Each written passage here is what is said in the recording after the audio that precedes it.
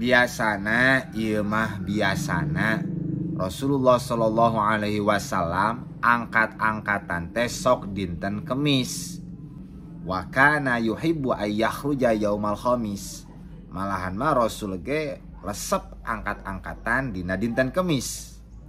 Malah dina riwayat Imam Tabrani jeung Abu Syekh anu sumberna ti Ummi Salamah radhiyallahu taala anha, Ummi Salamah nyangem kieu, kana Rasulullah sallallahu alaihi wasallam kabuktosan baginda Rasul yastahibbu ayyusafira yaumal khamis, mikaresep alias memandang hade angkat-angkatan teh dina dinten Kemis.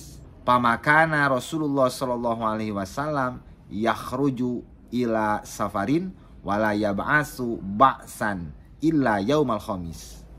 Kabuktosan baginda Rasulullah sallallahu alaihi wasallam tara angkat-angkatan kecuali dinten Kemis. Tara ngutus hiji utusan ka mana bae kecuali dinten Kemis. Ieu teh biasana mesing dinten naon ge tiasa ngan karesep Rasul angkat-angkatan teh dina dinten Kemis.